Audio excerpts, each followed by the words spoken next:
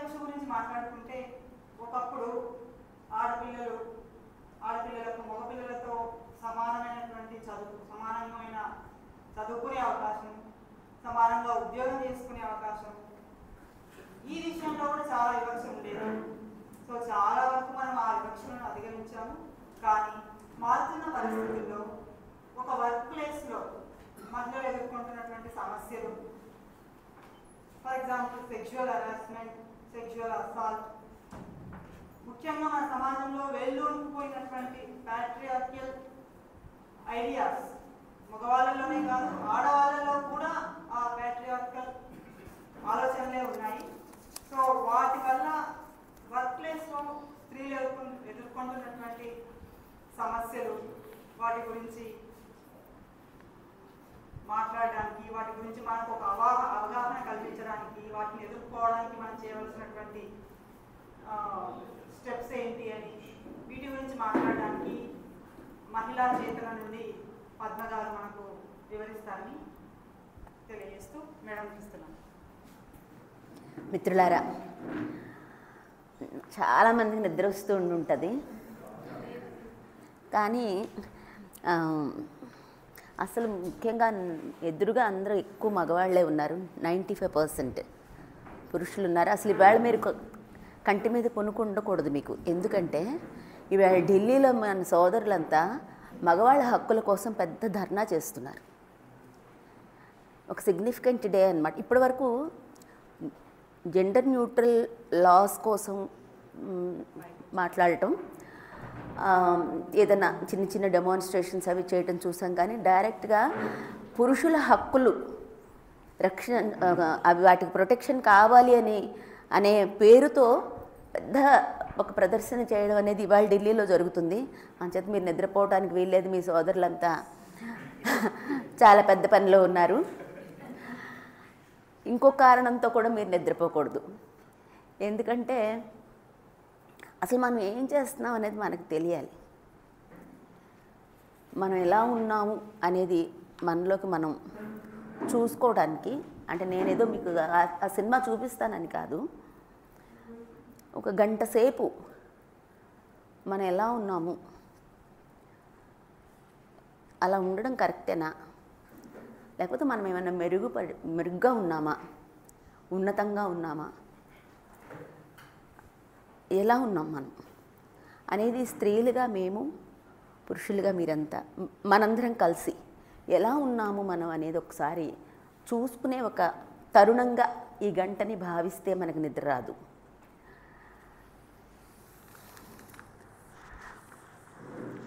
ఈ మగవాళ్ళు ఈవేళ ఇంత ఆందోళన ఎందుకు పడుతున్నారు? నిజంగా వాళ్ళు ఏమైనా ప్రమాదంలో ఉన్నారా? నిజంగానే వాళ్ళకి ఈ సమాజం యొక్క ఓదార్పో లేకపోతే ఏం ముంచుకొచ్చింది? వాళ్ళ ఢిల్లీలో ప్రదర్శన చేయాల్సినంతగా ఏం ముంచుకొచ్చింది అంటే, ఒక ఆమె ఎవరో భర్తని చంపేసి ఒక పాముని పట్టుకొచ్చి అతని పక్కన పెట్టింది. ఆ పాముకి అది శవం అని తెలియదు కాబట్టి కొన్ని చోట్ల కాటేసింది. ఆమె నా భర్త పాము కాటుతో చచ్చిపోయాడు. చుట్టుపక్కల వాళ్ళని పిలిచేటప్పుడు కూడా అక్కడ పాము ఉంది. పోలీసు వాళ్ళు వచ్చి శవాన్ని పట్టుకెళ్ళారు. పోస్ట్ మార్టంలో గొంతుని లిమ్ చంపేసినట్టుగా, ఆ తర్వాత పాము కాట్లు అతనికి తగిలినట్టుగా వెంటనే రిపోర్ట్ వచ్చింది. ఆమెను అరెస్ట్ చేశారు, ఆమె ప్రియుడిని అరెస్ట్ చేశారు. ఇది వార్త. ఇంత ఆందోళన పడుతున్నారు పురుషులు. ఈ వార్తని, ఈ సంఘటనని అయితే మనం ఖండించొద్దా?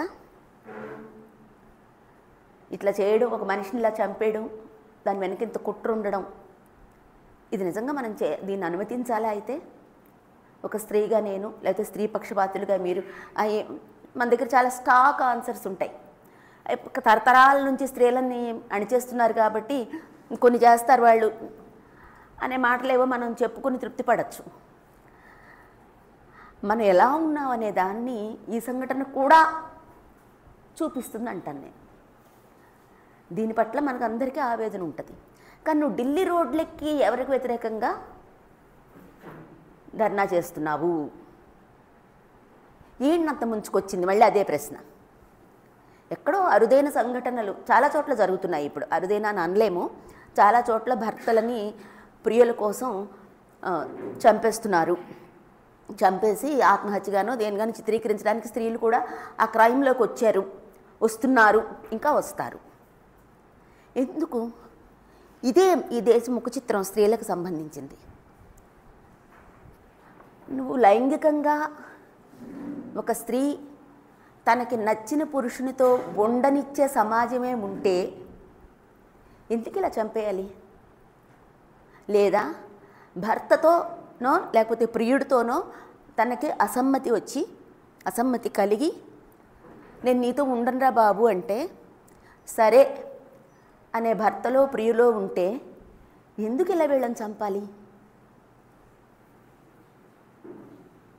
స్త్రీకి ఒక లైంగిక స్వేచ్ఛ ఉంటుంది, ఒక లైంగిక ఇష్టం ఉంటుంది, ఒక లైంగిక అయిష్టం ఉంటుంది, ఒక లైంగిక అంటే అసలు లైంగికంగా ఏ ఇంట్రెస్ట్ ఉండకపోవడం, అసెక్షువల్గా ఉండడం, ఇవన్నీ ఉంటాయి అని ఎరగని సమాజంలో కూర్చుని మనం ఈ సంఘటనను చూస్తున్నప్పుడు అనివార్యంగా ఈ పురుషుడి ఆందోళన చాలా అర్ధరహితమనో, చాలా ఓవర్గా వీళ్ళు రియాక్ట్ అవుతున్నారనో, ఏం మాయరోగం వచ్చింది వీళ్ళు ఢిల్లీ వీధుల్లో తిరుగుతున్నారనో అనాలనిపిస్తుంది నాకు. ఎందుకంటే లెక్కకు మిక్కిలిగా రోజు స్త్రీల మీద హింసకు సంబంధించిన సంఘటనలు రిపోర్ట్ అవుతూనే ఉంటాయి. ఒక్కొక్కసారి అంటే నేను ఒక మహిళా యాక్టివిస్ట్గా ఇలా చూస్తూ వరకట్నం సరిపోలేదని వేధించడం వల్ల స్త్రీ మృతి అంటే అది పూర్తిగా చదవకుండా ఇలా తిప్పేస్తాను పేపరు. ఎందుకంటే నాకు లోపల ఏదో కావాలి, నాకు లోపల ఏదో ప్రస్తుత ప్రభుత్వం మీద కోపానికి సంబంధించిన నన్ను సాటిస్ఫై చేసే ఏ న్యూస్ కోసం నేను వెతుకుతాను ముందు. ఇది ఎందుకంటే ఇది రోజు చదువుతాను కదా నేను, అందుకని నాకు ఇది వద్దు అనిపిస్తుంది. ఇందులో సేమ్ మ్యాటరే, పేర్లు మాత్రమే మారుతాయి, ప్రాంతం మారుతుంది, దాంట్లో ఉండేటటువంటి కంటెంట్ అంతా ఒకటే ఉంటుంది కాబట్టి నేను తిప్పేస్తాను పేజీ. జరుగుతూనే ఉంటాయి, ఎప్పుడూ జరుగుతూనే ఉంటుంది. ఇదంతా మనకి ఆందోళన కలిగించకుండా అయ్యయ్యో మా ఇళ్లల్లో స్త్రీలకి, మా చెల్లెళ్ళకి, మా భార్యలకి, మా ప్రియురాళ్ళకి, లేకపోతే మా అమ్మలకి, మా పక్కింటి వాళ్ళకి ఇన్ని ఘోరాలు జరుగుతున్నాయని ఎందుకు పురుషులు ఎక్కరు రోడ్డు మీదకి? పోనీ ఢిల్లీ వరకు వద్దు, మీ ఊర్లో మీరు ఎందుకు నిలబడరు? అంటే ఎక్కడో ఎవరికో ఏదో జరిగితే ఇందాక మనం క్లాసులో చెప్పుకున్నట్టు అది చదివినప్పుడు అయ్యో పాపం పాలస్తీనాలో రోజుకి 200 మంది చచ్చిపోతే ఎక్కువ విచారించి, 150 మంది చచ్చిపోతే ఇంకొంచెం తక్కువ విచారించి, 100 మంది అయితే ఇంకా కొంచెం తక్కువ విచారించి, ఇలాంటి పనులు చేస్తూ ఉంటాం మనం. సంఖ్య తక్కువైతే మనకి విచారించే బాధపడే గాఢత తగ్గిపోతూ ఉంటుందన్నమాట. అలా ఎందుకు మీరు ఆ విషయాలను ఎందుకు పట్టించుకోవటం లేదు? ఇంతమంది చచ్చిపోతున్నారు స్త్రీలు, ఇంత హింస జరుగుతుంది, స్త్రీల హక్కులు ఇన్ని విధాలుగా నిరాకరణకు గురవుతున్నాయి, స్త్రీల మీద ఇంత దాడి జరుగుతూ ఉంటుంది. అవన్నీ మానేసి ఎక్కడో ఒక స్త్రీ కనుక మొత్తం ఈ సమాజం యొక్క నడక ఏదైతే ఉందో, మనం చాలా గొప్పది, చాలా ఇతర దేశాల కన్నా చాలా వినూత్నంగా చాలా గొప్పగా ఉంటాం, మన కుటుంబాలు ఇంత గొప్పగా ఉంటాయి, మన కాపురాలు ఇంత గొప్పగా ఉంటాయి, అందరూ మనల్ని చూసి నేర్చుకుంటున్నారు అని చెప్పే మన సమాజంలో రోజు స్త్రీల మీద ఇంత జరుగుతున్నప్పుడు తప్పకుండా స్త్రీలు కూడా పురుషుల మీద హింస చేయకూడదనే మనం చెప్తాం, చాలా సిన్సియర్గా చెప్తాం. కుటుంబాల్లో ఇలాంటి హింస ఉండకూడదనే మనం చెప్తాం, ఇద్దరు మనుషుల మధ్య ఇలాంటి సంబంధాలు ఉండకూడదనే చెప్తాం. మనం చెప్పటం కాదు, మన తాతల దగ్గర నుంచే చెప్తున్నారు. మనందరం లెఫ్ట్ పార్టీల నుంచి ఎంతో కొంత పరిచయాలతో వచ్చిన వాళ్ళమే. మనందరం ఏంగెల్స్ని చదువుకుంటాం, మనందరం లెనిన్ చదివాం, మనందరం మార్క్స్ని చదివాం. వాళ్ళు చెప్పారు, ఏంగెల్స్ అంటాడు, ఏ వివాహ బంధంలోనైనా సరిపడనప్పుడు అక్కడ ఉన్నటువంటి మోహ స్థితి నుంచి ఇంకా గాఢమైన మోహం ఎవరి మీదన్నా కలిగితే అక్కడ వెంటనే ఆ సంబంధాన్ని రద్దు చేసుకొని కొత్త సంబంధంలోకి వెళ్ళటమే కరెక్టు. మన తాతలే చెప్పారు. సో కానీ ఇప్పటికీ అది ఎప్పుడు చెప్పాడు ఏంగెల్స్? 200 ఏళ్ళు అయిపోయినా మనకి ఇంకా దీని మీద ఎటువంటి స్పృహ ఉండదు సరికదా. మన స్త్రీల పట్ల ఎలా ఉంటున్నాం? అసలు ఈ ప్రపంచం ఎవరిది? నాకు ఒక మౌలికమైన ప్రశ్న ఎప్పుడూ వస్తూ ఉంటుంది, ఈ ప్రపంచం ఎవరిది? ఈ ప్రపంచం నిజంగా స్త్రీలకు చెందినదేనా? ఈ కుటుంబాలు నిజంగా స్త్రీలకు చెందినవేనా? ఈ ప్రకృతి అంతా స్త్రీలకు చెందినదేనా? స్త్రీలకు కూడా చెందుతుందా? కేవలం పురుషులకే చెందుతుందా? ఎందుకంటే మనం ఎక్కడ చూసినా ఆధిపత్యంలో ఎవరుంటారు?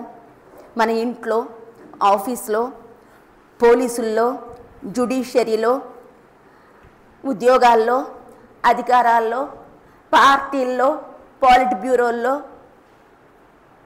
వీధుల్లో, వ్యాపారాల్లో, వర్తకంలో, వాణిజ్యంలో, పరిశ్రమల్లో, ఎక్కడ పడితే అక్కడ, ఆఖరికి రాత్రి కూడా స్త్రీలకు దక్కకుండా చేసినటువంటి దిక్కుమాలిన మగ ప్రపంచంలో మేము బతుకుతున్నాం స్త్రీలమి. ఇన్ని నీ దగ్గర ఉంచుకొని నాకేదో జరిగిపోయిందని చెప్పి హాహాకారాలు కొడుతున్నాము అంటే ఎంత ఆధిపత్యానికి ఉండే పొగరు, ఆధిపత్యానికి ఉండే ఒళ్ళు బలుపు ఎంత ఉంటుంది అనేది మనకు చాలా స్పష్టంగా ఇవాళ ఢిల్లీ రోడ్ల మీద ఆవిష్కృతమైందని నేను అనుకుంటాను. ఎక్కడుంది స్త్రీలకి మనం చట్టంలో స్త్రీలు పురుషులు సమానులని మనం రాసుకున్నాం. ఆ రాసుకోవడం వెనక బోల్డ్ అంత ప్రపంచ చరిత్ర ఉంది. మనం సబ్జెక్ట్ రీత్యా అదంతా మనం తడమలేకపోయినా ప్రతి చట్టం వెనుక ఎంతో చరిత్ర ఉంది, ఎంతో కథ ఉంది, ఎన్నో డిమాండ్స్ ఉన్నాయి, ఎంతో ఉద్యమం ఉంది, ఎన్నో ఆకాంక్షలు ఉన్నాయి. ఏది మనకు ఊరికనే రాలేదు. కానీ ఉన్న వాటిని కూడా వినియోగించుకోలేని పరిస్థితుల్లో మనం ఉన్నాం.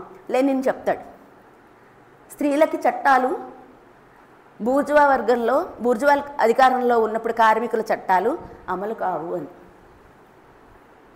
ఎంత బాగా చెప్పాడో చూడండి. అమలు కావు, అమలు చేయించుకునే వైపుగా స్త్రీలు నడవాలి, వాళ్ళ ఆ మార్గం తీసుకోవాలి అని చెప్పి. సో ఉన్న పరిస్థితి ఏంటనేది మనం ముందు చూసుకుంటే ఎటువైపు వెళ్ళాలనేదా అది ఎవరి చాయిస్ వాళ్ళది. ఉన్న పరిస్థితి ఈవేళ మనం ఇళ్ళు ఉన్నాయా స్త్రీలకి? ఇంటి పేర్లు ఉన్నాయా? వంశాలు ఉన్నాయా స్త్రీలకి? మీరు ఏదైతే గొప్ప అని చెప్తున్నారో, ఇది నా కుటుంబం, ఇది నా వంశం, ఇది నా ఇల్లు అని ఏవేవైతే వచ్చి పేర్లు చెప్తున్నారో అవన్నింటి మీద హక్కులు ఎవరికి ఉన్నాయి? పురుషుడికి ఉన్నాయి. స్త్రీలు ఇంటి నుంచి ఇంటికి బదిలీ అవుతారు. స్త్రీలు వంశం నుంచి వంశంకి బదిలీ అవుతారు. వాళ్ళకి సొంత వంశం లేదు, సొంత ఇల్లు లేదు, సొంత పిల్లలు లేరు. మీరు మాతృత్వాన్ని ఇంత గ్లోరిఫై చేస్తారే అని దిక్కుమాలిన తెలుగు సినిమా పాటలు వింటే, మాతృత్వం అంటే చీదర పుట్టేంతగా దాన్ని గ్లోరిఫై చేస్తారే, ఆ పిల్లల మీద స్త్రీలకు హక్కులు ఉన్నాయా? వాళ్ళ ఇంటి పేర్లు ఈమె ఇంటి పేరుగా వస్తాయా? ఇంట్లో ఒక్క పని మీదైనా, అంటే ఒక సేవకురాలుగా స్త్రీ ఒక కుటుంబాన్ని వృద్ధి చేయటానికి, ఒక వంశాన్ని వృద్ధి చేయటానికి స్త్రీలని వినియోగిస్తారు. స్త్రీలది కుటుంబం, స్త్రీలది కాదు. అందుకనే మార్క్స్ ఏం చెప్తాడంటే, ఆధునిక దంపతి కుటుంబ వ్యవస్థ స్త్రీ గృహ బానిసత్వం మీద ఆధారపడి ఉంది అని చెప్పాడు. నిజం కాదా? ఒక్క నిమిషం ఆలోచించండి. స్త్రీలు కనుక మేము గృహ బానిసత్వం చేయమంటే ఒక్క కుటుంబం అన్నా నిలుస్తుందా?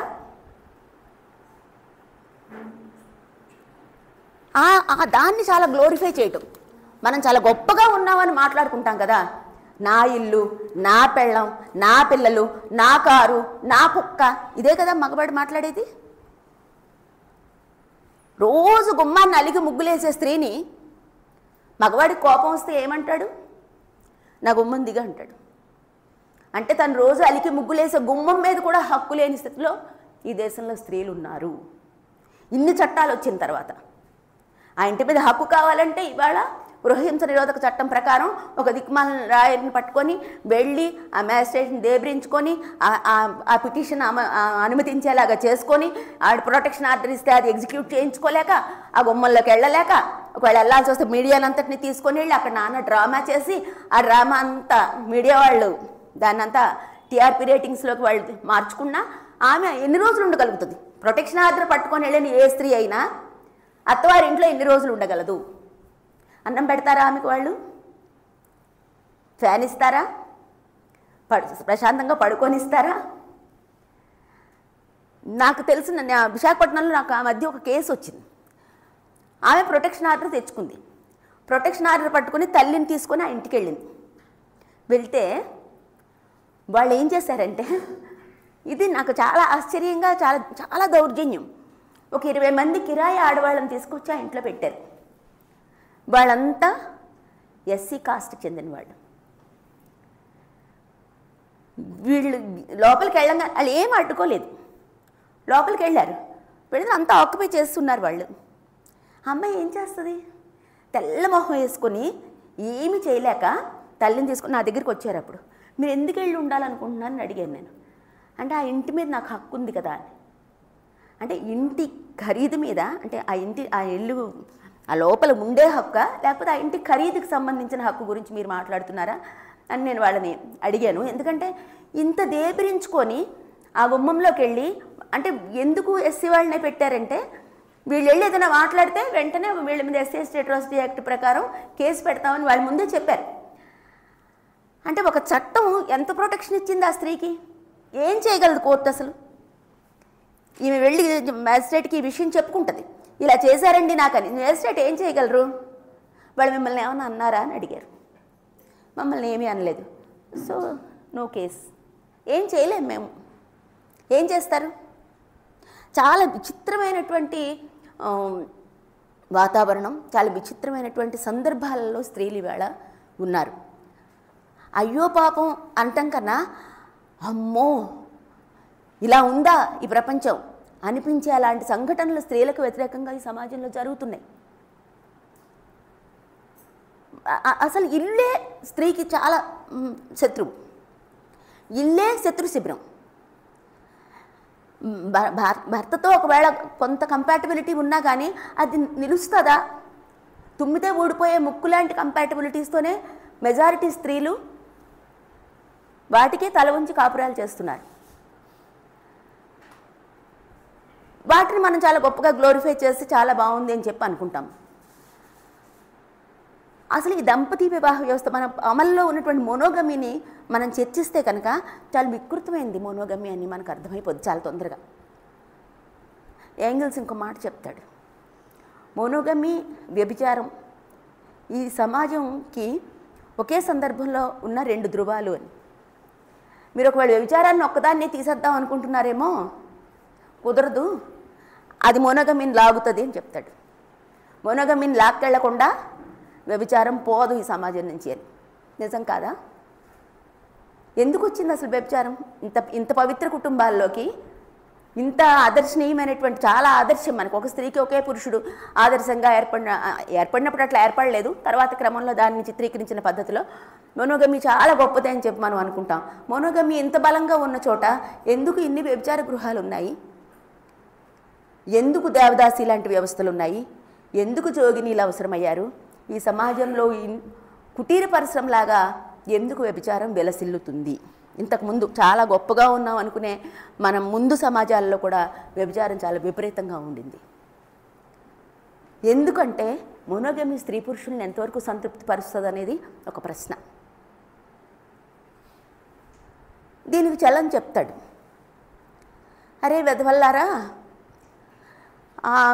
ఆమె మనసులో ఏముందో వీడికి తెలీదు, వీడి మనసులో ఏముందో ఆమెకి తెలియదు, ఇద్దరిని కలిపి పెళ్లి చేస్తారు, మంత్రాలతో కలుపుతారు, మీరు కలిపి గర్భాధానాలు చేస్తారు, ఇరుకైన మురికి కూపాల లాంటి గదుల్లోకి పంపించి గర్భాధానాలు చేస్తారు ముహూర్తాలు పెట్టి. మీరు ఎవడరా ఇచ్చాడు మీకు ఈ అధికారం? ఈ మోనోగమియే కనుక తప్పదు అని సమాజం అనుకుంటే దాన్ని కూలదోయడమే తప్పదని నేను మాట్లాడతాను అని. అంత దుర్మార్గమైనటువంటి, అంటే అయితే మరి మోనోగమి కాకపోతే ఈ సమాజం ఏమవ్వాలి? ఎవరిష్టం వచ్చినట్టు వాళ్ళు తిరగాల? ఎవరితో పడితే వాళ్ళు ఉండాలా? ఈ ప్రశ్న ఆన్సలరీగా వెంటనే వచ్చేస్తుంది మనకి. దీని మీద దృష్టి ఉండదు మనకి. ఈ మోనోగమిలో ఏం తప్పులు ఉన్నాయి అనేది సమాజానికి పట్టదు. కానీ మోనోగమి పోతే ఎలాగా అనేటటువంటి ఒక భయం, ఒక ఇన్సెక్యూర్నెస్ వెంటనే వచ్చేస్తుంది. అయితే ఒక స్త్రీకి ఒక పురుషుడు, భార్యాభర్తలు ఈ సంబంధం కాకుండా మరి సమాజంలో ఏ సంబంధాలు ఉండాలి? దీంట్లో ఇంత హింస ఉంది, దీంట్లో ఇంత తప్పనిసరితనం ఉంది, దీనిలో ఇంత మొహం మొత్తే వ్యవహారం ఉంది, దీనిలో ఇంత వ్యభిచారానికైనా వెళ్ళిపోవాలనిపించేటంత చికాకు ఉంది. కానీ మరి దీనికి ఆల్టర్నేటివ్ ఏంటి? ఉందా అసలు? ఆల్టర్నేటివ్ ఉందా? ఆల్టర్నేటివ్ లేదనుకుంటూ మనం ఒకరినొకరు చంపుకుంటూ, హననం చేసుకుంటూ, ఒకరి పేకలు ఒకరు నొక్కుంటూ, అవసరమైతే అన్నాల్లో విషాలు కలిపి పెట్టుకుంటూ, ఇలాంటి పనులు చేసుకుంటూ ఈ మోనోగమి గొప్పదని కీర్తిస్తామా?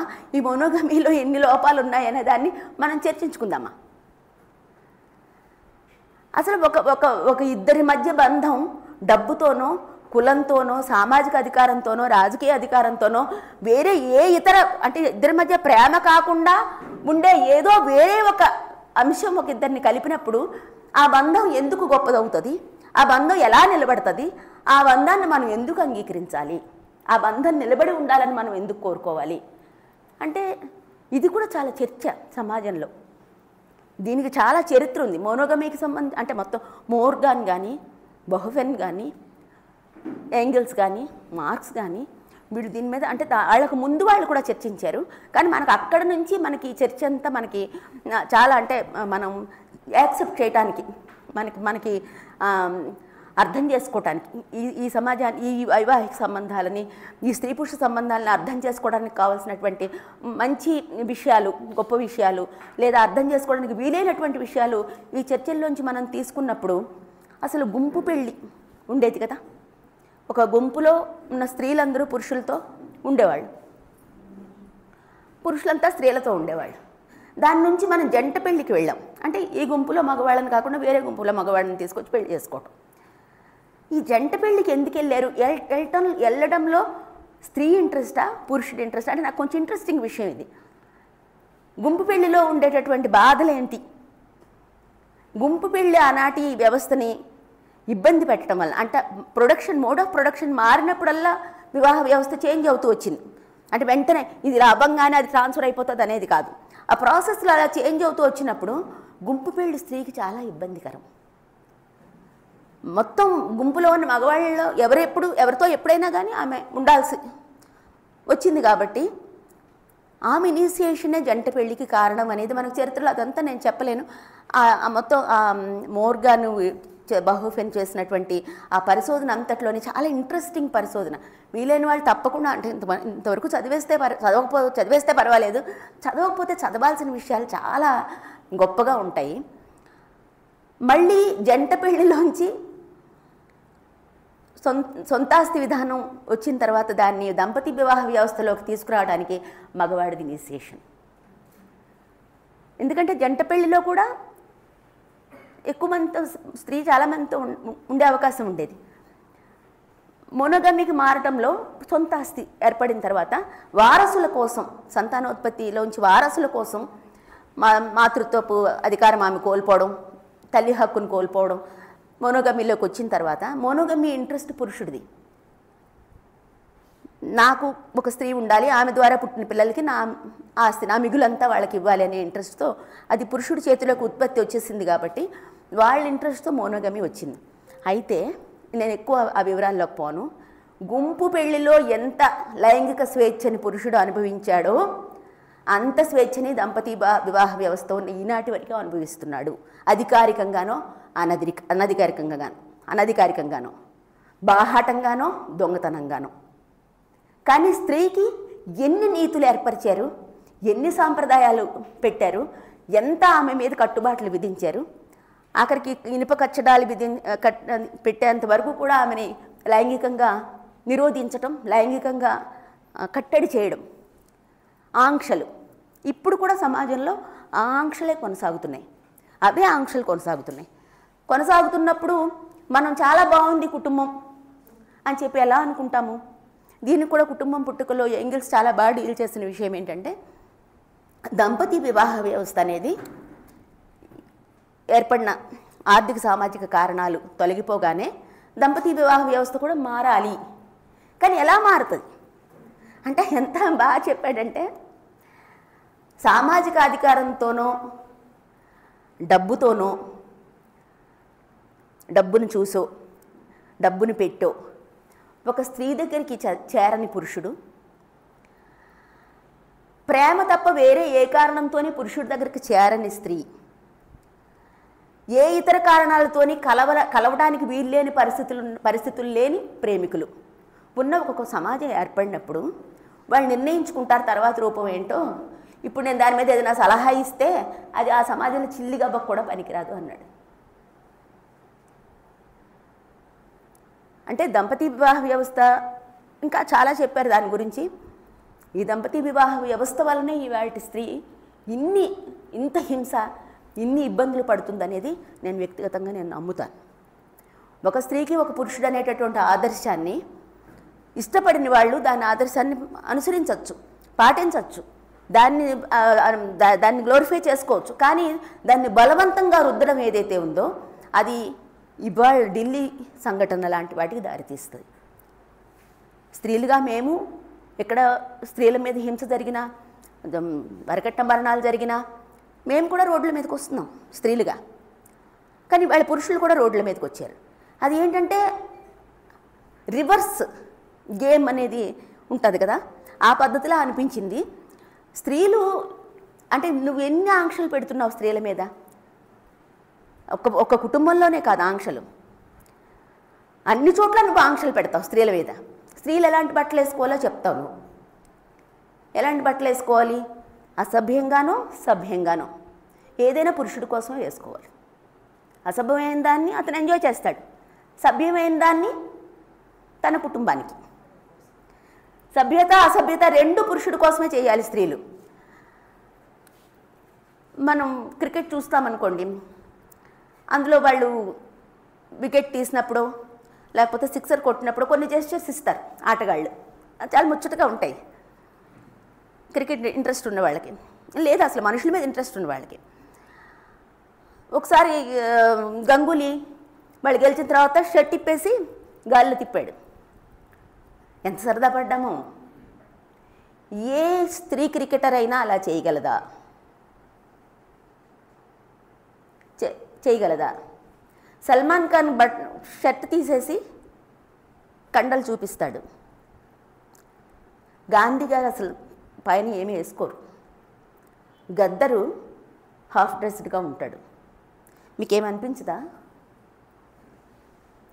స్త్రీలు బికినీలు వేసుకుంటారని గుండెలు బాదుకుంటారే మీరు? ఈత కొలంలో ఏది వేసుకుంటారు? చీర కట్టుకొని ఈత కొట్టాలా? ఈత కొలంలో బికినీ వేసుకుంటారు, ఇంకేంటి వేసుకుంటారు?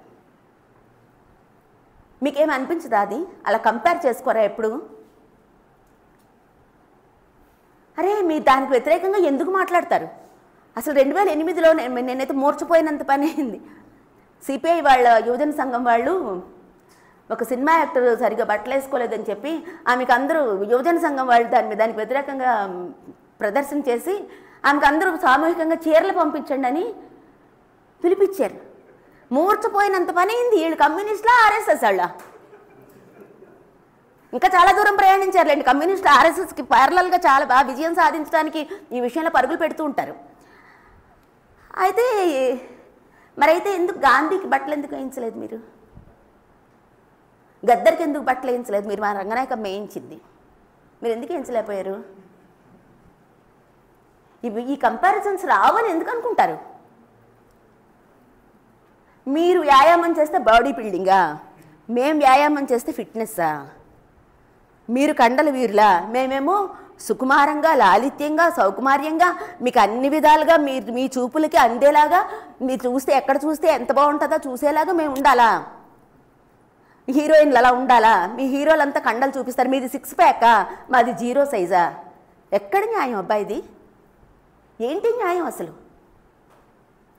ఎంతమందిని చంపితే మాకు కసి తీరుతుంది అసలు?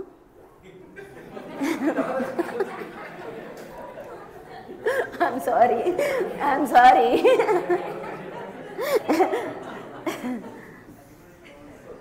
సో మీరేంటంటే మీరు మమ్మల్ని శాసిస్తారు, మాకు ఆజ్ఞలు విధిస్తారు, మమ్మల్ని వ్యాఖ్యానిస్తారు, మమ్మల్ని అనుమానిస్తారు, అవమానిస్తారు, పాలిస్తారు. అబ్బా నాకు భలే వర్డ్ వచ్చింది, పరిపాలిస్తారు మమ్మల్ని, మమ్మల్ని రూల్ చేస్తారు. కోపం వస్తే పీక నులుముతారు, యాసిడ్ పోస్తారు, కత్తితో పొడుస్తారు, చాకుతో పొడుస్తారు, లేకపోతే బ్లేడ్తో గొంతు తెగ్గొస్తారు, గాయపరచడమే కాకుండా చంపేస్తారు. ఇంత స్వేచ్ఛ మీకు ఉంది. మీకు వ్యతిరేకంగా మేము అంటే అందుకని మేము చంపేయాలని అసలు అది తీసుకోకండి దయచేసి. ఇంత చేస్తారు మీరు. మా వస్త్రధారణ మీకు నచ్చినట్టుగా సాగాలి. మరి కమ్యూనిస్ట్ పార్టీలు వాళ్ళకి నచ్చినప్పుడు తెలంగాణ పోరాటంలో పాల్గొన్న స్త్రీలు దళాల్లో నిక్కర్లు వేసుకున్నారు. ఏమబ్బా మీరు వేసుకోవచ్చా నిక్కర్లు? మనం వేసుకోవచ్చా? సినిమా యాక్టర్లు వేసుకోకూడదా? వాళ్ళ వస్త్రధారణ గురించి మనం మాట్లాడేస్తామా?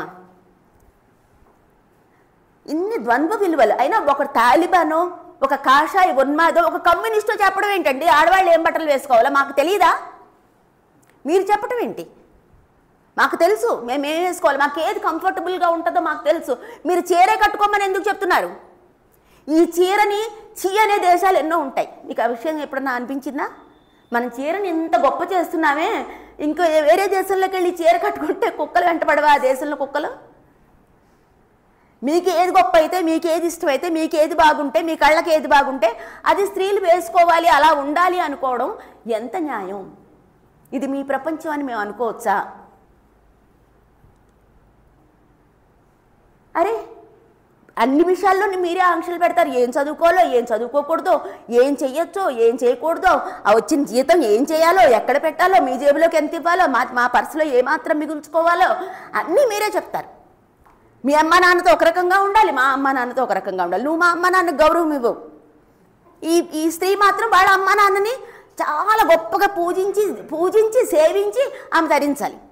వీళ్ళ అమ్మ నాన్న వస్తే మొహం మార్చుకొని, అల్లుళ్ళ మొహాలంత చెత్త మొహాలు ఏవి ఉండవు. అల్లుడు అనే టైటిల్ దానికి అదిగా చెత్త మొహానికి నిదర్శనం. ఎంత బాధపడతారంటే అత్తగాని మామగాని ఇంట్లోకి వస్తే వాళ్ళ మొహాలు మార్చుకొని ఎప్పుడు పోతారా అన్న జెస్చర్స్ ఇచ్చి, సారీ నేను ఎక్కువ తిడుతున్నానా? సో ఈ గంట సేపే, ఎంత తిట్టుకున్నా ఈ గంట సేపేనంట. సో ఇంత అసమానంగా ఉంటూ మీరు చాలా చిన్న విషయాల్లో కనిపిస్తాయి. కానీ ఎంత హింస అంటే స్త్రీలకి, వాళ్ళ అమ్మ నాన్న వస్తే బిక్కు బిక్కుమనుకుంటూ ఉంటారు వీళ్ళు.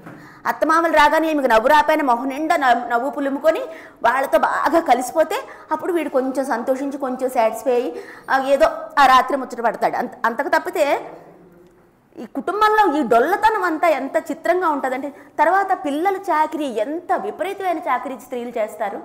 అసలు బిడ్డ తల్లి ఎప్పుడన్నా సంపూర్ణంగా నిద్రపోతుందా? సరిగ్గా తల్లి అన్నం తినేటప్పుడు పిల్లలు ఏడుస్తారు ఏంటో మరి. చేయి కడుక్కొని పరిగెట్టుకుంటూ వెళ్ళి పాలు ఇవ్వటమో, వాళ్ళకి ఏదో చూడటమో, వాళ్ళ దొడ్లోకి వెళ్తే కడగటమో, ఇదేదో ఇప్పుడేదో డైపర్లు మారుస్తున్నారులేండి పురుష పొంగవులు. డైపర్లు ఏంటో అసలే ఆ డైపర్ మార్చడానికి అంత గ్లోరిఫై చేసుకోవడం చాలా ఆశ్చర్యం కదా. ట్రైన్లో అది చూస్తూ ఉంటాను, వాళ్ళు డైపర్లు మార్చేటప్పుడు అందరినీ చూస్తూ ఉంటారనమాట. వీళ్ళంతా నన్ను గమనిస్తున్నారో లేదో, నేను ఎంత ఉద్ధరిస్తున్నాను నా భార్యని అన్నట్టు ట్రైనుల్లో మార్చేటప్పుడు ఎక్కువ నేను గమనిస్తాను. అదేదో చేస్తున్నారు డైపర్లు మార్చడం అనేది. కానీ ముడ్డి కడగడం అనేది వచ్చేటప్పుడు ఖచ్చితంగా స్త్రీయే చేయాలి. ఇప్పుడు కొంచెం చిన్న మార్పులు మగ ప్రపంచంలో కొద్దిగా ఇప్పుడు బాగా చదువుకుని పిల్లలు కొంతమంది, తర్వాత బ్యాక్గ్రౌండ్లో తల్లిదండ్రులు కొంత సంస్కారం నేర్పినటువంటి పిల్లలు కొంత మారారు.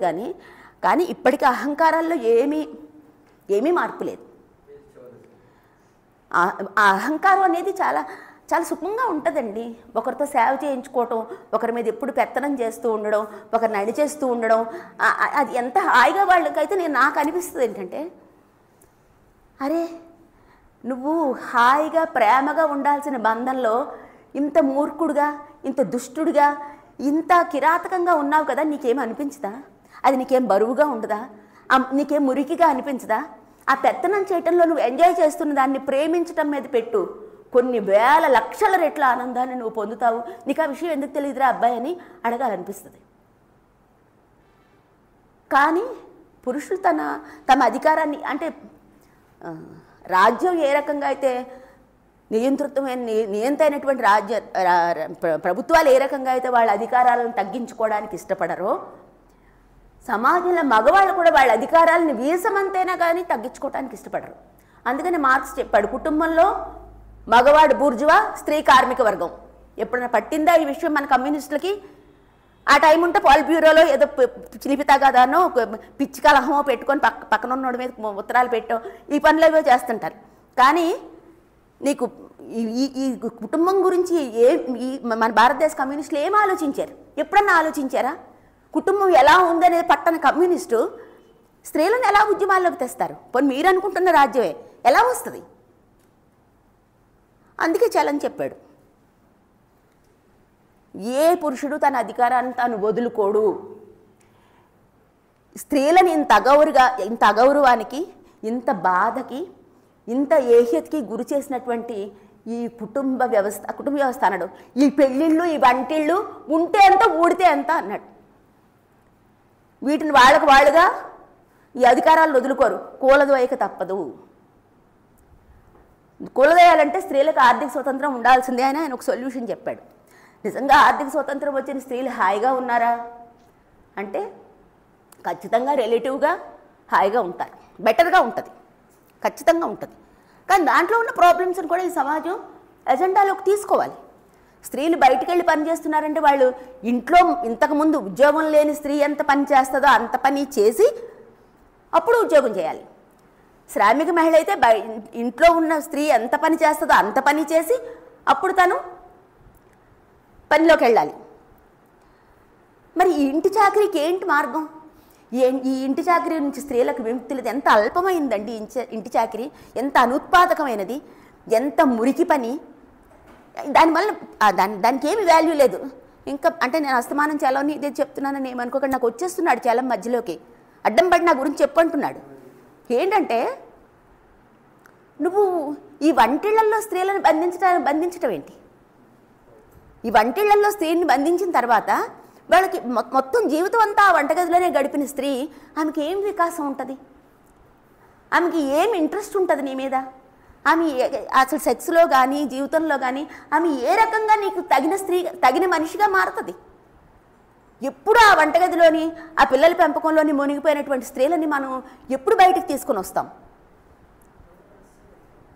అది చాలా గొప్పదని మనం అనుకుంటున్నాం కాబట్టి దాంట్లోంచి బయటికి తీసుకురావాలని మనం ఎప్పుడూ అనుకోం.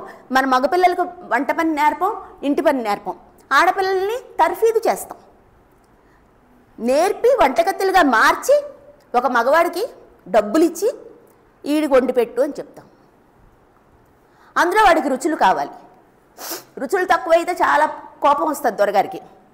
ఇల్లు శుభ్రంగా ఉండాలి, తడతడా మెరవాలి. ఏంగిల్స్ చెప్పాడు, తడతడా మెరిసి ఇంట్లో ఎంతమంది స్త్రీల జీవితాలు పొగబారిపోయాయో చూసుకోండి అని చెప్పి.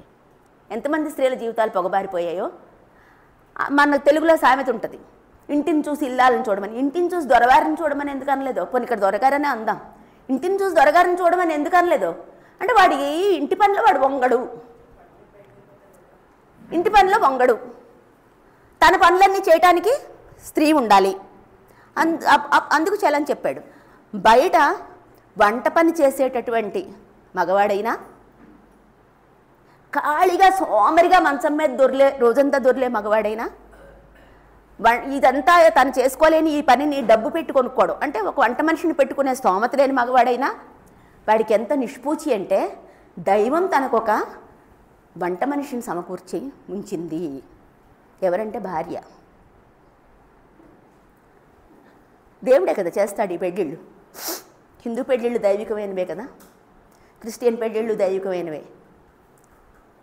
సో ఈ దైవికమైన పెళ్ళిళ్ళలో ఏంటంటే దేవుళ్ళంతా కలిసి కుట్ర పన్ని స్త్రీలందరినీ పురుషులకి వంటగత్తెలుగా పని మనుషులుగా నిర్ణయించి జంటల్ని ఏర్పరిచారు. సో వీటిని మనం ముట్టుకోకూడదు. కానీ స్త్రీలు ఎవరైతే ఈ అవమాన భారాన్ని, ఈ పని భారాన్ని, ఈ ఇంటి భారాన్ని, ఇప్పుడు పోషణ భారాన్ని కూడా చాలా ఇప్పుడు వస్తున్నటువంటి ఆర్థిక సంస్కరణలు, ఆర్థిక పరిస్థితులను మనం పరిశీలిస్తే కుటుంబ పోషణ అనేది చాలా సాధారణంగా, చాలా ఎక్కువగా, ముఖ్యంగా గ్రామీణ స్త్రీలు కుటుంబ పోషణ అనేది స్త్రీల మీద ఎక్కువ భారం పడుతుంది. పురుషుడి కన్నా ఎక్కువ భారం పడటం కాదు, వహించేలా వహిస్తున్నారు. ఎక్కువ కుటుంబ పోషణ భారాన్ని స్త్రీలే భరించే కుటుంబాలు అంటే ఉమెన్ హెడెడ్ ఫ్యామిలీస్ చాలా ఎక్కువ ఉన్నాయి. సో ఇన్ని రకాల భారాలని స్త్రీలు అనుభవిస్తూ సరైన బట్టలు వేసుకోలేదు మీరు, అందుకే మీ మీద అత్యాచారాలు జరుగుతున్నాయి, మీ బట్టలేంటి ఎప్పుడు నైటీలు వేసుకొనే ఉంటారు. ఎస్ నువ్వు ఎప్పుడు ఎందుకు లుంగి వేసుకొని ఉంటావు? గోచీలు కట్టుకొని ఉండేవారు మగవాళ్ళు, దోవతలు కట్టుకునేవారు, పంచెలు కట్టుకునేవాళ్ళు. ఇప్పుడు జీన్స్ ఎందుకు వేసుకుంటున్నారు? ఇది ఎప్పుడన్నా ఆలోచించారు ఎవరైనా? పురుషుడి వస్త్రధారణలో తన కన్వీనియన్స్ కొద్దీ ఎన్ని మార్పులు జరిగినప్పుడు స్త్రీలు ఎందుకు మారకూడదు? స్త్రీలు ఎందుకు జీన్స్లోకి రాకూడదు? స్త్రీలు ఎందుకు షార్ట్స్ వేసుకోకూడదు? ఎక్కడ విమానాశ్రయాల్లో చూడండి, ఇప్పుడు మన రైల్వే స్టేషన్స్ చూడండి, చాలామంది మగవాళ్ళు షార్ట్స్ వేసుకొని కనిపిస్తారు. నేను దాన్ని తప్పు పట్టట్లేదు, కంఫర్టబుల్గా హాయిగా ఉంటున్నారు. అదే పని స్త్రీలు చేస్తే మీరు ఎందుకు ఏడిచి చస్తారు? మీకేంటి అంత బాధ? ఇది కూడా అంటే ఇంత చాకరీ చేసి ఇంత సమాజానికి ఇంత కాంట్రిబ్యూట్ చేస్తున్నారు, కుటుంబానికి స్త్రీలు ఇంత కాంట్రిబ్యూట్ చేస్తున్నా కూడా వాళ్ళ పట్ల ప్రేమ కానీ కన్సర్న్ కానీ వాళ్ళ పట్ల ఒక సానుభూతి కానీ ముఖ్యంగా ప్రేమ కానీ లేకుండా ఎంతసేపు స్త్రీలలో ఉండే ఏమున్నాయి అవన్నీ పీకుతాం బయటికి లాగుదాం అనే పద్ధతుల్లో అంటే ఒక్కొక్క పురుషుడు చేస్తాడని సమాజం మొత్తంగా అదొక ఆ సంస్కృతి అనేది ఆ విలువ అనేది ఎలా ఉంటుందంటే పురుషుడి పరంగా ఉంటుంది. విలువలన్నీ పురుషుడి పరమైనవే, భాష అంతా పురుషుడిదే. ఎవరన్నా నాకు కోపం వచ్చి తిట్టాలన్నా లంచ్ కొడుకు అని తిట్టడమే. మాకు తిట్టడానికి భాష లేదు. ఎంత ఎంత ఎంత బాధ అసలు. కోపం అందరికీ వస్తుంది, తిట్టాలనిపిస్తుంది, కానీ ఏం తిట్టాలి?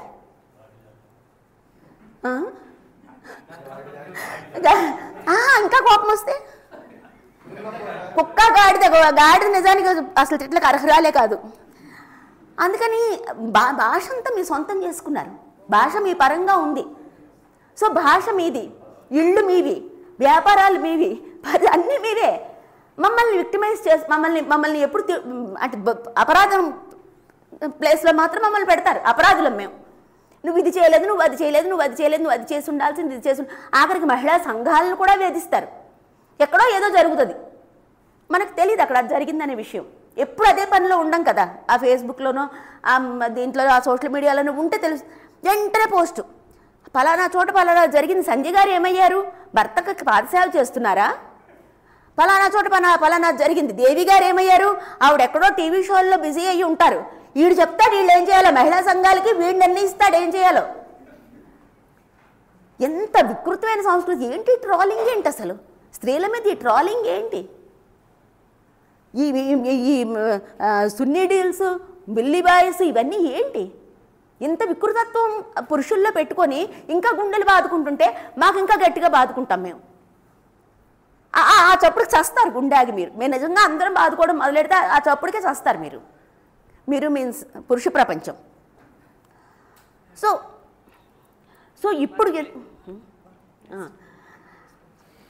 తర్వాత అంటే ఉద్యోగ ఆర్థిక స్వేచ్ఛ, ఆర్థిక స్వతంత్రత వచ్చేస్తే అంతా మారుతుంది అనుకుంటే అప్పుడు కూడా ఇంకా అంతా మారదు. చాలా మార్పులు రావాలి ఈ సమాజంలో. ముఖ్యంగా పురుషుడు మారాలి.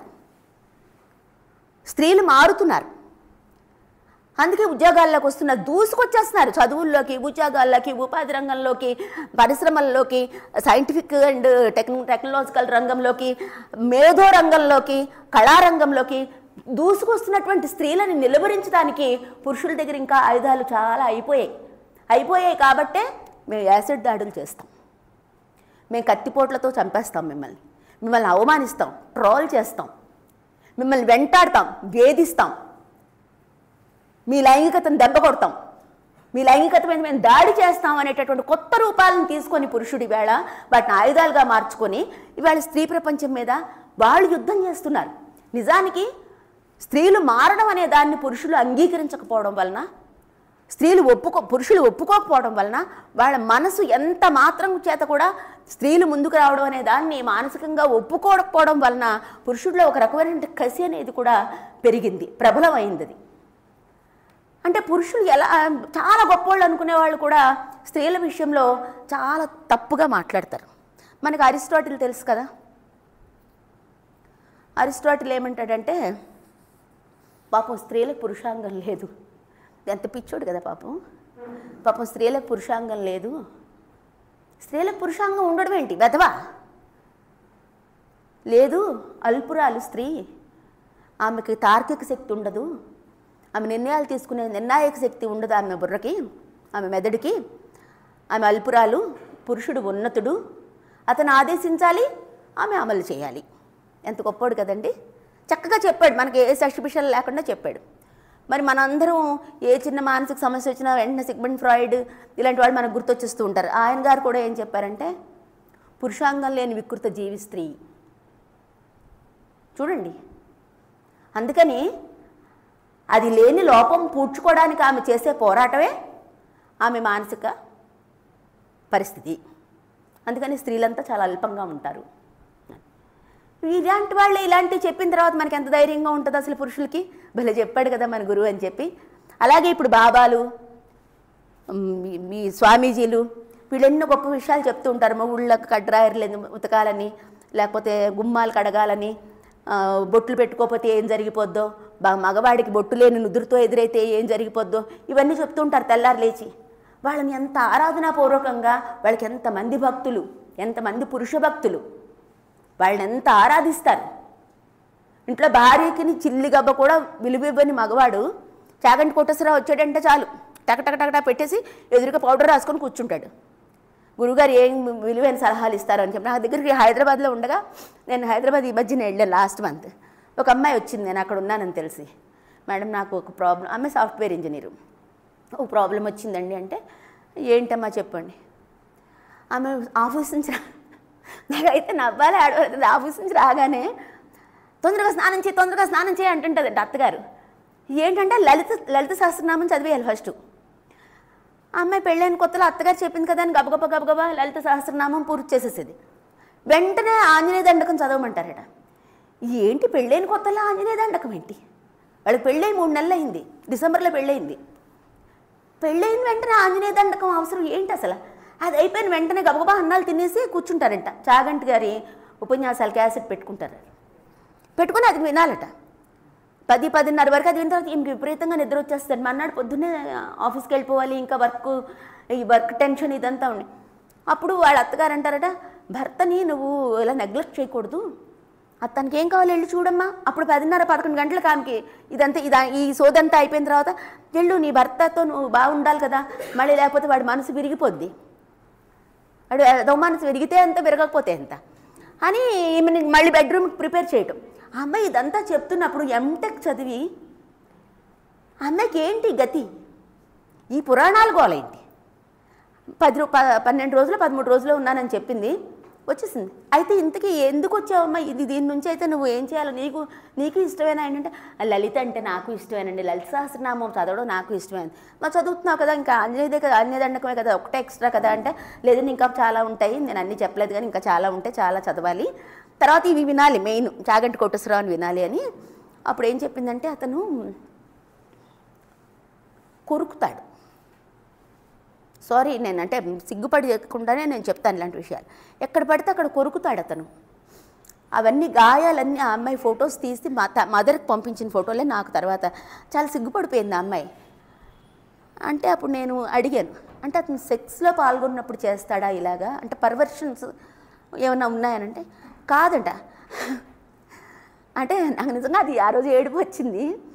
ఇలా వెళ్తూ వచ్చి టపక్కుని పట్టుకుని కొరికేస్తాడంట. అది బాగా పళ్ళు నాటుకుపోయి ఉన్నాయి. మరి డాక్టర్కి చూపించుకోవాల్సింది కదా అంటే, వాళ్ళే డాక్టర్కి చూపించే వాళ్ళైతే అతను మొదటి భార్య ఎందుకు విడాకులు ఇస్తుంది అంది. అప్పుడు మొదటి భార్య విడాకులు ఇచ్చాక నేను చేసుకున్నాడు అంటే, అవునండి నన్ను అప్పుడు చేసుకున్నాడు, మా వాళ్ళేమో నాకు కొంచెం ఏజ్ 30 years వరకు నాకు జాబు ఇందులో పడిపోయానని నాకు కొంచెం రెండో పెళ్ళని వెంటనే విడిపోయారంటలే పర్వాలేదని చేస్తారు. అప్పుడు నాకు తెలిసింది ఇతను కొరకటం వలన ఆమె వదిలేసి వెళ్ళిపోయిందని. మళ్ళీ రెండోసారి పెళ్లి చేసి కూడా అతను కొరకడమే చేస్తున్నాడు. మొదటి భార్య డైవర్స్ చేసింది ఏ కారణమో, రెండో భార్య మీద ఆ కారణం నిజంగా రెండో పెళ్లి కావాలనుకున్నాడు, ఆ పని మానేయాలి కదా.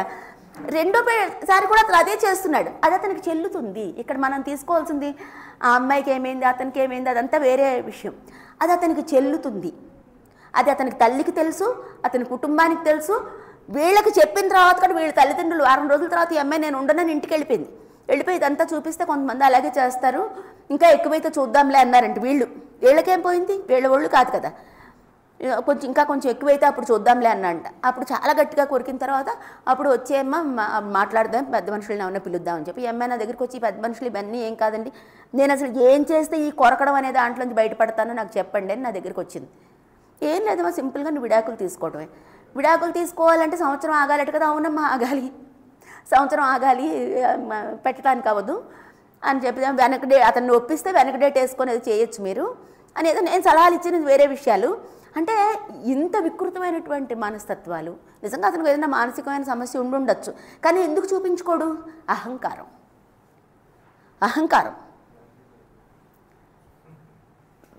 అంటే పురుషుల మేనిఫెస్టేషన్, వాళ్ళ అహంకారానికి సంబంధించి వాళ్ళ లోపల స్త్రీలకు నిజంగా పురుషులు స్త్రీ వ్యతిరేకులేమో అనే డౌట్ కూడా వచ్చే సంఘటనలు చాలా చూస్తుంటాను నేను డే టు డే లైఫ్లో. మీకు అందరికీ ఇంతసేపు చాలా సీరియస్ విషయాలు చెప్పాను. ఒక చిన్న కథ చెప్తాను మీకు. నా దగ్గరికి ఒక అమ్మాయి వచ్చింది, నా భర్తతో విడాకులు. ఏంటంటే ఈ తూర్పుగోదావరి జిల్లా అమ్మాయి ఎంత తమాషాగా మాట్లాడింది అనమాట. నాకు ఇంగ్లీష్ రాదండి, మా ఆయనకి ఇంగ్లీష్ బాగా వచ్చండి. నన్ను పెళ్లి చూపుల్లో అడిగాడండి ఇంగ్లీష్ వచ్చా అని. సరిగా రాదుగానే వచ్చని చెప్పేసానండి, పెళ్ళి అవ్వాలి కదా అని ఇలా మాట్లాడుతుంది అనమాట. చక్కగా జోవియల్గా హాయిగా మాట్లాడే పిల్ల. పెళ్ళంతా మా వాళ్ళు సాఫ్ట్వేర్ ఇంజనీర్ కదండి, 10 lakhs ఇచ్చారండి. ఇంకా పెళ్ళి అవన్నీ మొత్తం 20 లక్షలు ఖర్చు పెట్టేశారండి మా వాళ్ళు ఈ పెళ్ళికి అని చెప్పింది. అయితే అంత బాగా పెళ్ళంతా జరిగిపోయిన తర్వాత ఫస్ట్ నైట్ రూమ్లోకి వెళ్ళిన వెంటనే మొహం చండాలంగా పెట్టుకొని కూర్చున్నాడండి. ఈ అమ్మాయి పాపం సిగ్గుపడతారు కదా పిల్లలు. ఇంటర్ చదివింది, దగ్గరికి వెళ్ళింది. వెళ్తే నీకు ఓ విషయం తెలుసా, నువ్వు అంటే నాకు ఇష్టం లేదన్నాడు. ఎంత గొప్పవాడు కదా, అదేంటి మరి ముందు చెప్పాలి కదా అందండి ఈ అమ్మాయి. మా అమ్మ నాన్న కోసం చేసుకున్నా నేను ఎందుకు ముందు చెప్తానని. మరి నాకు ఒక అమ్మ నాన్న ఏడిశారు కదా అంది అమ్మాయి. నాకు ఒక అమ్మ నాన్న ఏడిశారు కదా, వాళ్ళ దగ్గర నువ్వు ఇంత డబ్బు తీసుకున్నావు కదా అని మనసులో అనుకుందంట. అనుకుని ఫ్రీజ్ అయిపోయింది పాప మా అమ్మాయి. మన్నాడు సత్యనారాయణ వ్రతం. బయటికి రాగానే అందరూ నీతో బాగున్నాడా అంటే ఏం చెప్తాము, ఏం చెప్పలేం కదండి. బాగున్నాడని చెప్పాను. ఓకే కావాలనుకున్నారు. సత్యనారాయణ వ్రతం అయిపోయింది. ఇక మా బంధువులు అందరూ మొదలెట్టారండి. ఏదో మేము గొప్ప ఘనకార్యం సాధించేసినట్టు అందరూ భోజనాలకు పిలుస్తువే మమ్మల్ని. భోజనాలకి వెళ్తున్నామండి. ఈడు పోతురాజులా తినేస్తున్నాడండి ప్రతి ఇంటికి వెళ్ళి. అంటే ఇష్టం లేదు అన్నాడు. ఈ అన్నాలు ఈ భోజనాలు అవి తినకూడదు కదా అని అమ్మాయి ఉద్దేశం. పోతురాజులా తినేస్తున్నాడండి. ఎక్కడ పెడితే ఎవరు పెడితే వాళ్ళు పోతురాజులా తిరుగుతున్నాడండి. ఒకరోజు ఆ అమ్మాయిని తీసుకుని బంధువులు ఇంటికి వెళ్ళి వస్తూ ఈ మన ఏంటది వైజాగ్లో పెద్ద హోటల్ జంక్షన్లో ఉంటుంది, నోవాటెల్ అప్పటికి లేదు కాదు, అది మన జగదాంబ దగ్గర ఉంటుంది కదా, మర్చిపోయింది. ఏదో కాదు డాల్ఫిన్ హోటల్కి తీసుకెళ్ళాడంట. తీసుకెళ్ళి కాఫీ టీ నీకేం కావాలని టీ అందంట. నాకు కాఫీ కావాలని టీ తీసుకొచ్చిస్తే ఇది టీ తెల్లగా ఉందేటి, ఏ టీ హోటల్లో టీ ఏటి ఇలా ఉందనుకుందంట ఈ అమ్మాయి. మరి తాగబుద్ధి వేయలేదు ఆ అమ్మాయికి. ఇంత బిల్లు వచ్చిందంట. చూస్తే చాలా ఎక్కువ బిల్లు, 500-600 బిల్లు వేసాడంట. చూసి ఏటి బిల్లు ఎంత వచ్చింది, ఎంత ఈ టీ అని అడిగిందంట. అంటే వాడు గొప్పగా చెప్పాడంట 250-300 అని. బాబాయ్ అంత డబ్బు పెట్టి కొనుక్కున్నాం కదా అని తాగేసిందట. తాగేసి బయటకు వచ్చేసారు. బయటకు వచ్చిన తర్వాత అక్కడ ఒక టీ బండి ఉంది. ఈ అమ్మాయి అండి మా చుట్టాల ఇంటికి వెళ్ళాం కదండి, వాళ్ళందరూ డబ్బులు ఇస్తారు కదండి, అవన్నీ నా పర్సులో ఉన్నాయండి, 10 రూపాయలు తీసానండి. టీ బండి కాడికి వెళ్ళానండి. ఎల్లో టీ ఇమ్మని అడిగి టీ తాగానండి. అప్పుడు అడిగి చెప్పానండి, ఒరే నాకు మొగుడిని కొనుక్కుంటాం రాదు, నీకు టీ కొనుక్కుంటాం రాదు.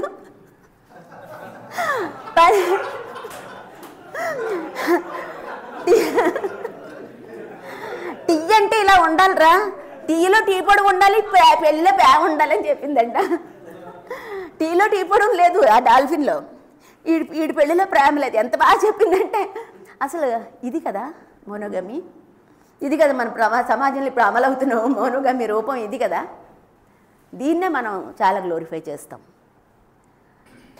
వీటిల్లోంచి బయటపడడానికి స్త్రీలు చేస్తున్నటువంటి మానసికంగా కానీ, వాళ్ళు ఉద్యమపరంగా కానీ, వ్యక్తులుగా చేస్తున్నటువంటి స్ట్రగుల్.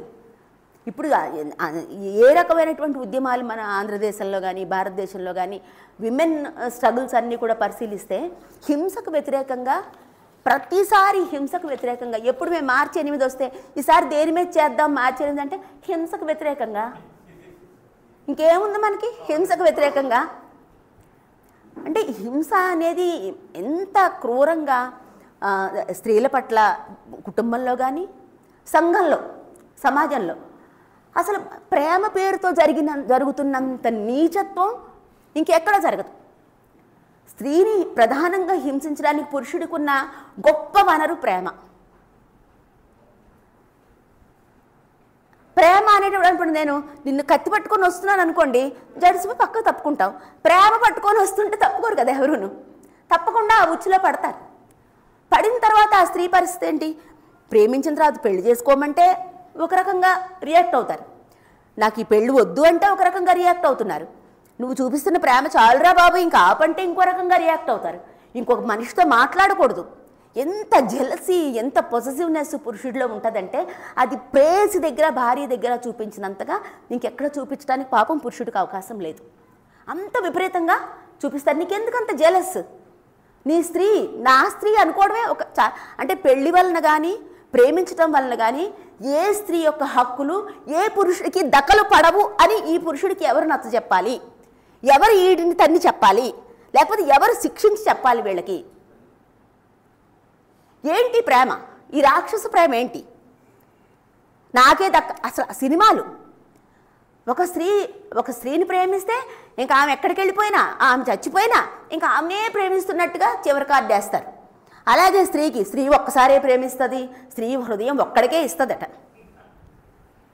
అసలు ఆ హృదయం ఇస్తే నిలుపుకునే అర్హత లేనోడికి ఇస్తారు. సాధారణంగా మా స్త్రీలు కూడా మేము గొప్పోళ్ళం కాదండి. మాకు ఎవరిని ప్రేమించకూడదో ఆయన్ని ప్రేమిస్తాం. ప్రేమించి దుఃఖపడి గాయపడి అన్ని రకాల హింసలకి గురయ్యి అయినా బుద్ధి రాదు. బుద్ధి రాకుండా ఆ ప్రేమను గ్లోరిఫై చేసి చెప్పుకుంటూ ఉంటాం గొప్పగా, మనసులో కూడా నాతో సహా. చాలామంది అంటారు మీ ఆడవాళ్ళు ఏంటండి పనిమాలిన వాళ్ళని ప్రేమిస్తారని. నేను తీసుకుంటాను ఆ విమర్శను. తీసుకున్నాను. చాలాసార్లు గొప్ప ప్రేమికురాలైన స్త్రీకి అతి దూర్తుడైన ప్రియుడు ఉంటాడు. అందుకనే అంటే కుటుంబంలో మనకి ఎక్కడ చరిత్రలో ఎక్కడ చూసినా మీ కుటుంబంలో అమోఘమైన స్త్రీ పురుష ప్రేమ మనకి ఎక్కడా కనిపించదు. కుటుంబం బయట, వివాహం బయటే ప్రేమ ఉంది. దీన్ని ఒప్పుకోగలరా మీరు? మరి ఎందుకు పెళ్లి వెంట పడుతుంటారు? నేను ప్రేమించాను నన్ను పెళ్లి చేసుకో, నేను ప్రేమించాను నన్ను పెళ్లి చేసుకో, నిన్నే పెళ్లి చేసుకుంటాను, నువ్వే నాకు కావాలని వెంట పడుతుంటారే. వీళ్ళకి ఈ విషయాలు ఎవరు చెప్తారు? ఏంటి నీ ప్రేమ? నువ్వు ప్రేమిస్తే స్వచ్ఛమైనటువంటి నీ ప్రేమ వలన ఆమె సంతోషంగా ఉండాలి. నిర్మలమైనటువంటి నీ ప్రేమ వలన ఆమె ఆనందోద్రేకంతో నిన్ను కౌగిలించుకొని ముద్దు పెట్టుకోవాలి. కానీ ఏంటి ఈ దుర్మార్గం ప్రేమ ఏంటి? నువ్వు ముద్దు కోసం వెంటపడి డిమాండ్ చేయడం ఏంటి? సిగ్గు లేకుండా వెంటపడి ఎప్పటి వరకు? ఆమె అతనికి లొంగే వరకు వెంటపడడం, తర్వాత ఈమె అతని వెంటపడడం. నన్ను పెళ్లి చేసుకో, నిన్ను ప్రేమించాను కదా, నన్ను పెళ్లి చేసుకోని దక్కే వరకు పురుషుడు వెంటపడతాడు. ఆ తర్వాత వదిలేసిన తర్వాత స్త్రీ వెంటపడుతుంది. ఏంటి దౌర్భాగ్యం స్త్రీ పురుషులకి? ఎందుకు వీళ్ళని ఎందుకు స్వేచ్ఛగా ఉండనివ్వరు? ఈ ఒకరినే ప్రేమించాలి, ఒక్కడే ఉండాలి అనే రూల్స్ తీసేస్తే అసలు ఇదే పనా? మనుషులకి ప్రేమించడమే పనా? సెక్సే పనా? అప్పుడు అన్ని ఆంక్షలను ఎత్తేసి చూడండి ఎంత బాగుంటారు ఆడ మగ మనుషులు. నాకు దక్కదేమో, నాకు దొరకదేమో, నాకు అందదేమో, నా నుంచి దూరం అయిపోద్దేమో అని పురుషుడు, నేనేమైపోతాను, నా పరిస్థితి ఏమైపోద్ది, నా పిల్లల పరిస్థితి ఏమైపోద్ది, మాకు తిండి ఎవరు పెడతారని స్త్రీలు ఈ రకంగా బిచ్చగాళ్ళుగా రోడ్ల మీద తిరిగేదే ప్రేమ అయితే, అదే దాంపత్యం అయితే, ఆ రెండూ మనకు అవసరమా? వాటిని సంస్కరించుకోమా మనం? ఏదన్నా ఏ పురుషుడైనా కానీ అసలు అబ్జర్వ్ చేస్తూ ఉంటాను. మాకు విపరీతంగా ఈ కేసులన్నీ వస్తుంటాయి కదా, అబ్జర్వ్ చేస్తే అసలు తార్కికతే ఉండదు వాళ్ళ వాదనలో. ఏ రకమైనటువంటి తర్కం ఉండదు. నాకు అతను కావాలి, ముందు నేను ప్రేమించలేదండి, అతనే నా వెంట పడ్డాడు. ప్రతి స్టోరీ మీకు ఏం తేడా ఉండదు. ఆ అబ్బాయిని అడిగితే నేను ప్రేమించానండి కానీ ఇప్పుడు కుదరదు, ఆ అమ్మాయి వేరే కుర్రోడితో మాట్లాడుతుంది, మా ఫ్రెండ్తోనే మాట్లాడుతుంది, అన్నీ నేను చేసుకోను. అయితే మీ ఫ్రెండ్కి ఇచ్చి పెళ్లి చేసిరా? మీ ఫ్రెండ్కి ఇచ్చి చెయ్యి. ఆడు ఒప్పుకోడు, ఆడు ఫ్రెండ్ ఒప్పుకోడు. ఎందుకు మరి ఆ అమ్మాయి వెంట పడ్డారు మీ ఇద్దరు? అంటే మనం సర్కాస్టిక్గా మాట్లాడుకుంటాం కానీ ఎంత విషాదం అండి ఇదంతా ఎంత విషాదం. ఇదా జీవితం? ఇంతకు మించిన జీవితాలు మనకు వద్దా? అంతకన్నా మించిన జీవితాలు మనం కోరుకోలేమా? ఒక స్త్రీ చెప్తుంది, నాకు సెక్స్ అంటే ఇంట్రెస్ట్ లేదండి, మా ఆయన రోజంతా ప్రాణం తినేస్తున్నాడండి, ఏం చేయాలి అని. నేనేం చేయలేనమ్మా, మోడీని అడగాలి. మ్యారిటల్ రేప్ మీద చట్టం తేరా అని చెప్పి మోడీ కాళ్ళు పట్టుకోవాలమ్మా, నేనేం చేయలేను అన్నాను. వాళ్ళు తేరు, ట్రిపుల్ తలాక్ చట్టం తెస్తారు. పరమ దుర్మార్గమైన ప్రజాస్వామికమైన చట్టం తెమ్మంటే చంకలు ఎగరేసుకుంటూ తెస్తారు మోడీలు. మోడీలు అంటే పాలకులు తెస్తారు. ఆ టైంలో కరెక్ట్గా మ్యారిటల్ రేప్ మీద పెద్దగా సమాజం బిగ్గరగా మాట్లాడుతుంది. మ్యారిటల్ రేప్ మీద చట్టం కావాలి అని చెప్పి, యాసిడ్ దాడుల మీద చట్టం కావాలని మాట్లాడుతున్న సందర్భంలో ఆ రెండింటిని పక్కన పెట్టి చక్కగా తీసుకొచ్చి ట్రిపుల్ తలాక్ చట్టం తీసుకొచ్చారు. ఎంత న్యాయం అండి! అప్పుడెందుకండి ఊరేగింపు చేయలేదు ఈ మగోళ్ళు? ఈ పురుష పుంగవులు అప్పుడు కదా చేయాలి. ఇదేంటి తలాక్ చెప్పిన నేరానికి అందరికీ విడాకుల చట్టం అమలవుతుంది, తలాక్ చెప్పినంత మాత్రం తలాక్ చెల్లదు అని కోర్టు చెప్పేసింది. చెప్పేసాక ఈయన జైలుకి పంపించడం ఏంటండి? తలాక్ చెప్పినోడిని తలాక్ అతను చెప్పాడు చెల్లదు, జైలుకి ఎందుకు దానికి ఎందుకు క్రిమినల్ కోర్టు? దాన్ని క్రిమినల్ చట్టంగా ఎందుకు తీసుకొచ్చారు? అసలు ఒక్క ముస్లిం పురుషుడే విడాకులు తీసుకోవడానికి అనర్హుడు అనమాట. అంటే ఆ తలాక్ చెప్పకూడదు, చెప్తే 3 సంవత్సరాలు జైలుకి వెళ్ళిపోతాడు. వేటికి లేదు అంత శిక్ష. చాలా క్రైమ్స్కి చాలా అంటే చాలా ముఖ్యమైన క్రైమ్స్కి కూడా 3 సంవత్సరాలు శిక్ష లేదు. తలాక్ చెప్పేవాడికి మాత్రం 3 సంవత్సరాల శిక్ష. అది మళ్ళీ అందులో ఇంకా అసలు దుర్మార్గం ఏంటంటే తలాక్ చెప్పిన పురుషుడికి బెయిల్ ఇవ్వకూడదు. బెయిల్ ఎప్పుడు ఇవ్వాలి? ఎవరికైతే తలాక్ చెప్పాడో ఆ స్త్రీ వచ్చి ఇతనికి బెయిల్ ఇవ్వండి పర్వాలేదు అని చెప్తే ఇస్తుందట బెయిల్. ఎక్కడ ఇది చట్టమేనండి? అసలు దీని చట్టం అనొచ్చా? ఇంత దుర్మార్గమైనటువంటి చట్టాన్ని తీసుకొచ్చి మ్యారిటల్ రేప్, సుప్రీంకోర్టు వ్యాఖ్యానాలు కూడా ఎంత ఇందాక మన మిత్రుడు మాట్లాడినప్పుడు ముందు సుప్రీంకోర్టును సంస్కరించాలి, దాన్ని ప్రక్షాళన చేయాలన్నారే. ఒక్కొక్కసారి ఎంత పిచ్చి మాటలు, ముఖ్యంగా జెండర్ ఇష్యూస్లో అన్నీ ఎలా మాట్లాడుతుంది కోర్టు, ఎలా మాట్లాడుతుంది జ్యుడిషియరీ, ఏం చెప్తుంది? స్త్రీ పురుషులు ఇద్దరు ఒక యూనిట్ కదా, అందులో ఒకరి మీద ఒకరు ఎలా కేసు పెట్టుకుంటారు, అందులో ఒకరి మీద ఒకరినొకరు రేప్ చేశారని ఎలా అనుకుంటాము, అది ఎలా సాధ్యం అవుతుంది? ఏం మాటలు ఇవి, పిచ్చి మాటలు. యూనిట్గా ఉంచడం మానేయండి. యూనిట్ సామాజిక ఆర్థిక వ్యవస్థకి వ్యష్టి కుటుంబం యూనిట్గా ఉండటానికి వల్ల కాని పరిస్థితులు తెండి, ఆ చట్టాలు తెండి. అటువంటి పరిపాలన మాకు కావాలి. ఎందుకు యూనిట్ కుటుంబం ఎందుకు యూనిట్గా ఉండాలి? నీ అర్ధరహితమైనటువంటి పరిపాలనకి కుటుంబం ఎందుకు యూనిట్గా ఉండాలి? అక్కడ నువ్వు పేట్రియార్కి, ఇక్కడ పేట్రియార్కి, అక్కడ నువ్వు దోపిడీకి అనుమతిస్తావు, ఈ కుటుంబంలో లైంగిక దోపిడీ జరుగుతుంది, శ్రమ దోపిడీ జరుగుతుంది. అందుకని మార్క్సిజాన్ని ఎందుకు ప్రేమిస్తామంటే స్త్రీ మీద ఏం దోపిడీలు జరుగుతాయంటే శ్రమ దోపిడీ జరుగుతుంది, లైంగిక దోపిడీ జరుగుతుంది, ఇంటి చాకరీ చేయిస్తారు. వీళ్ళ సమాజంలోని ఏ పనిలోకి వీళ్ళని రానివ్వరు, వీళ్ళకి రావాల్సిన భాగస్వామ్యం ఎక్కడా వీళ్ళకి ఇవ్వరు, వీళ్ళకి ఇవ్వాల్సినటువంటి కోటా ఎక్కడా వీళ్ళకి దక్కదు. అందుకని ఈ స్త్రీలను అందరినీ బయటకు తీసుకొచ్చి ప్రొడక్షన్లో పెట్టాలి, అదే సోషలిజంలో జరగాలి అని వీళ్ళు చెప్పడం వల్లనే నిజంగా నేను మార్క్సిజాన్ని ప్రేమించాను. మార్క్సిస్టులను కాదు, మార్క్సిస్టుల మీద నాకు ఇష్టం ఉందని కాదు, మార్క్సిజం ఎంత మహత్తరమైనటువంటి విషయాలను చెప్పింది. వీళ్ళందరినీ ప్రొడక్షన్లోకి, స్త్రీలను వంటిళ్లలోంచి తిన్నక ప్రొడక్షన్లోకి తీసుకొని రాకపోతే లెనిన్ చెప్తాడు సోషలిజమే కాదు మినిమం ప్రజాస్వామ్యం కూడా మనం సాధించలేము అని. ఎంత అద్భుతమైన మాటలండి ఇవి. ఇంత హింస. టైం ఓకే నేను చాలా ఎక్కువ తీసుకుంటున్నాను, ముగింపుకు వస్తాను. అంటే మనం స్త్రీలు ఇందాక నుంచి చెప్తుంది వర్క్ ప్లేసెస్లో జరిగేటటువంటి లైంగిక దోపిడీ. ఇంకా మీకు ఒక అంటే మనం సరిగా గ్రహించని విషయాలు కొన్ని ఉంటాయి సమాజంలో. మనం సమాన పనికి సమాన వేతనం ఆ చట్టం అమలు చేయాలని గట్టిగా అడుగుతాం స్త్రీ పురుషులకి. అలాగే వర్క్ ప్లేసెస్లో వాళ్ళకి స్త్రీలకి ప్రత్యేకమైన మరుగుదొడ్లు కానీ, క్రచెస్ కానీ, లేకపోతే క్యాంటీన్స్ కానీ ఇలాంటివి పెట్టాలి వాళ్ళకి. తర్వాత వాళ్ళు మెన్స్ట్రల్ సైకిల్లో ఉంటారు, అప్పుడు వాళ్ళకి రెస్ట్ తీసుకోవడానికి రెస్ట్ రూమ్స్ ఇవ్వాలి. ఇలాంటివన్నీ సమాజంలో కొత్తగా చట్టాల రూపంలోని వచ్చిన విషయాలు.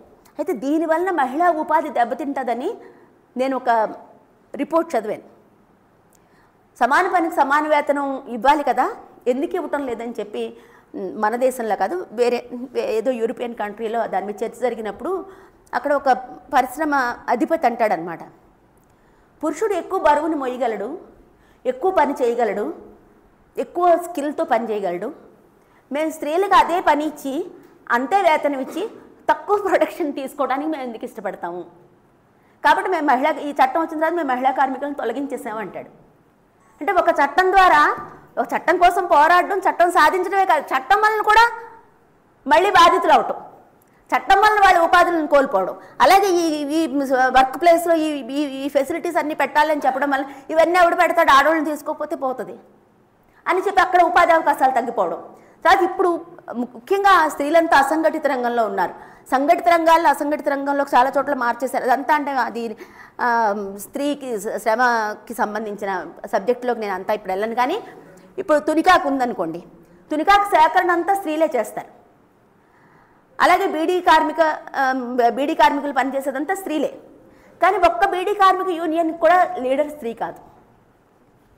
బీడీ కార్మిక రంగంలో ఉన్న యూనియన్స్, ట్రేడ్ యూనియన్స్ అన్నీ మగవాళ్ళతో నిండి ఉంటాయి. మొత్తం వర్కర్స్ అంతా 95% స్త్రీలు. అలాగే తునికాకు సేకరణ చూస్తే మనం తునికాకు సేకరణ చేసేదంతా స్త్రీలు, కానీ తునికాకు సంబంధించిన డిమాండ్స్ అన్నీ సాధించుకునేటటువంటి సంఘాలన్నీ పురుషుల చేతుల్లో ఉంటాయి. ఇవన్నీ కమ్యూనిస్టులు నడిపే సంఘాలే, ఇవన్నీ కమ్యూనిస్టులు నడిపే సంఘాలే. నీ పాలిట్ బ్యూరోలో ప్లేస్ ఇవ్వవు, నీ కమిటీల్లో ప్లేస్ ఇవ్వవు, నీ ట్రేడ్ యూనియన్స్లో వాళ్ళకి భాగస్వామ్యం ఇవ్వవు, నీ ట్రేడ్ యూనియన్స్లో వాళ్ళని అన్నిటికీ లీడర్స్గా నువ్వు అంగీకరించవు. కానీ మార్క్స్ ఫోటో, లెనిన్ ఫోటో అన్ని వరుసగా పెడతావు ఫోటోలన్నీ. అంటే మనం ఎవరిని చూసి ఆశపడాలి? ఎవరిని చూసి మనం ఆశపడద్దు. మన పరిస్థితులు మనం మార్చుకోవటానికి మనం ముందుకు రావటమే. అలా ముందుకు వస్తున్నాం అనేటటువంటి ముందుకు వచ్చేటటువంటి స్త్రీలను వెనక్కి నెట్టడం కోసం సమాజంలో జరిగేటటువంటి ప్రయత్నాలే స్త్రీల మీద ఇంత విపరీతంగా మీరిపోయినటువంటి ఆగడాలు, దౌర్జన్యాలు, అత్యాచారాలు, యాసిడ్ దాడులు ఇవన్నీ ఆ రకంగా మేనిఫెస్ట్ అవుతున్నాయని అనుకుంటున్నాను నేను. మరి ఇదంతా ఎలా మారాలి? ఎప్పుడు మారాలి? ఎలా మారుతుంది అంటే మనలాంటి వాళ్ళం. స్త్రీలు నిజంగా మనుషులు, స్త్రీల హక్కులన్నీ మానవ హక్కులు అనుకునే వాళ్ళంతా వీటి గురించి చాలా సీరియస్గా ఆలోచించాలి. అలాగే మన సంఘాల్లో మనం ఎలా ఉన్నాం? మనందరినీ చాలా విమర్శిస్తాం. మన సంఘాల్లో మనం ఎలా ఉన్నాం? మనతో పనిచేసే స్త్రీల పట్ల మనం ఎలా ఉన్నాం? మనం ఎంతమంది స్త్రీలను మన సంఘంలోకి సమీకరించగలుగుతున్నాం? ఎంతమంది స్త్రీలతో మనం వాళ్ళకి ఇబ్బంది కలగకుండా మాట్లాడగలుగుతున్నాం? ఇబ్బంది ఎక్స్ట్రా ఇంట్రెస్ట్ చూపించడం వల్ల ఎంతమంది స్త్రీలు మన వలన ఇబ్బంది పడుతున్నారు? మన ప్రశ్నలతో, మన చూపులతో, మన అవసరం లేని ప్రశంసలతో, మన అనాగరిక వ్యాఖ్యానాలతో మనతో పనిచేసే స్త్రీలను, మనతోటి ఉద్యోగస్తులను, మన ఇళ్లల్లో వాళ్ళనో, మన పక్కింటి వాళ్ళనో, మన వీధిలో స్త్రీలను, మన సోషల్ మీడియాలో మనతో పేజీ పంచుకునే మిత్రులను ఎంతమందిని ఇబ్బంది పెడుతున్నామా, పెట్టడం లేదా అని ఒక్కసారి మనం గుండె మీద చేసుకుని ఆలోచించుకోవాలి. అందరినీ విమర్శించడం చాలా సులభం, కానీ నువ్వెలా ఉన్నావు? నేనెలా ఉన్నాను?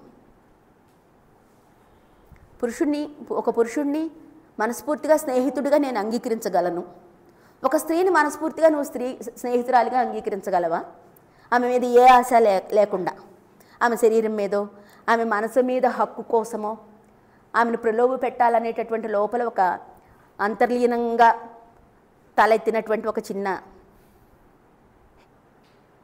కోరికో, హేళనో, ఎగతాళో, వాళ్ళు మనల్ని ఏం చేయలేరులేని నిర్లక్ష్యమో, ఇది మనలో ఏమైనా మేనిఫెస్ట్ అవుతుందా అని ఎంతమంది పురుషులు తరచి చూసుకుంటున్నారు?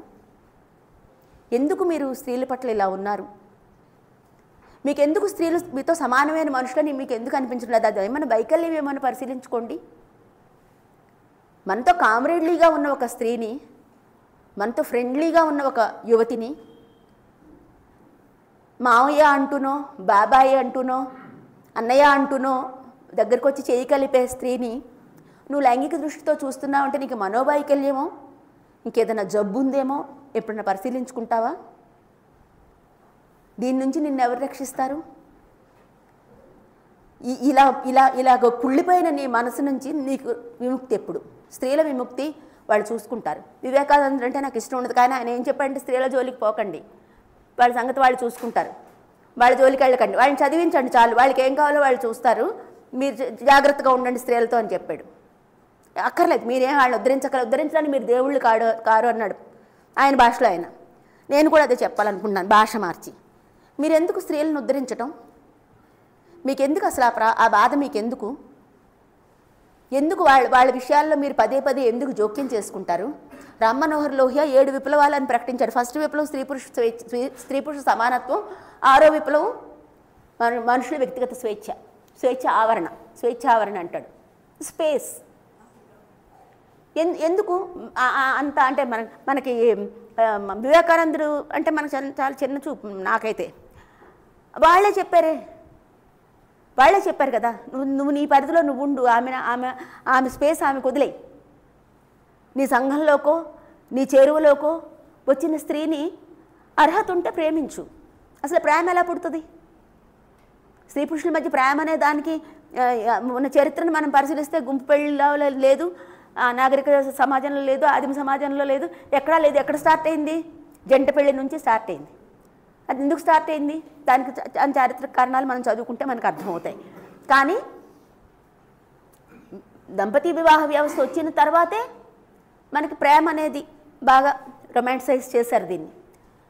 ఆ ప్రేమ ఎందుకు పుడుతుంది? ఫస్ట్ కారణం అది కుటుంబం పుట్టుకలో ఎంగిల్స్ రాసిన కారణం. మనకు అందం అంటే అందం గురించి అందంగా ఉండాలి చూడటానికి కంటికి, కానీ అందం గురించి మాట్లాడుకోకూడదని మనం అనుకుంటాం. అది అలా మాట్లాడుకోకూడదు మనం అని. కానీ స్త్రీ పురుషుల మధ్య ప్రేమ గురించడానికి ఫస్ట్ షరతు అందం, 2 సామీప్యత, 3 భావాల సారూప్యత. ఈ 3 షరతులు లేకుండా ప్రేమ పుట్టదు. అలా పుడితే వాడెవడో మనిషి కానివాడు, అది ప్రేమ కానిది.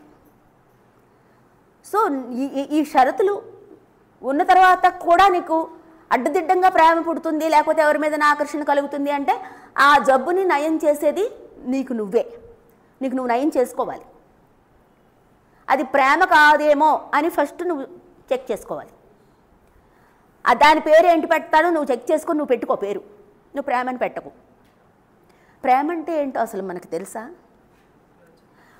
ఒక ఆకర్షణ, ప్రతి ఆకర్షణ ప్రేమగా మారదు. చలం చెప్తాడు, మోహం వేరు ప్రేమ వేరు. మోహం కూడా చాలా బాగుంటుంది, కానీ ప్రేమగా అది ప్రేమ అవ్వాలంటే దాని పక్కన గౌరవం అనేది ఒకటి ఏడవాలి. గౌరవం మైనస్ చేస్తే అది ప్రేమ కాదు. ప్రేమలో ఉండే 2 ఇంగ్రీడియంట్స్ మోహం, గౌరవం. ఈ 2 ఉంటే అది ప్రేమ అవుతుంది. కానీ నువ్వు అడ్డదిడ్డంగా ఉంటావు, ఆమెను కొడతావు, ఆమెను బెదిరిస్తావు, హేళన చేస్తావు, వెటకరిస్తావు, ప్రేమ అంటూ ఉంటావు. అలాగే స్త్రీలు మన సామీప్యానికి వచ్చినంత మాత్రాన్ని అవైలబుల్గా ఉన్నారనుకోవడం అనేది పచ్చి అనాగరికత. అది నిన్ను నువ్వు మోసం చేసుకోవటం, నిన్ను నువ్వు ఇంకా మురికిగా మార్చుకోవటం, నిన్ను నువ్వు తగ్గించుకోవడం, నిన్ను నువ్వు అమానవీయంగా మార్చుకోవడం. ఇలా ఉందామా? లేకపోతే స్త్రీ పురుషులు ఇద్దరు మనుషులకు ఉండే అన్ని స్వేచ్ఛలు, అన్ని హక్కులు, అన్ని అవకాశాలు నాతో పాటుగా నా తల్లికి, నా చెల్లికి, నా సోదరికి, నా పక్కింటి వాళ్ళకి, నా సహోద్యాయులకి, నా కళ్ళకు కనిపించే ప్రతి ఆడదానికి ఉండాలి అని అనుకుని కొంచెం సివిలైజ్ అవుదామా? అది నిర్ణయించుకోవాల్సింది పురుషులే. ఈ మగ ప్రపంచాన్ని మేమైతే ఈసడించుకుంటాము, దీన్ని మేము గౌరవించాం. మాకు కావాల్సిన దానికోసం మేము ప్రయాణం చేస్తాం.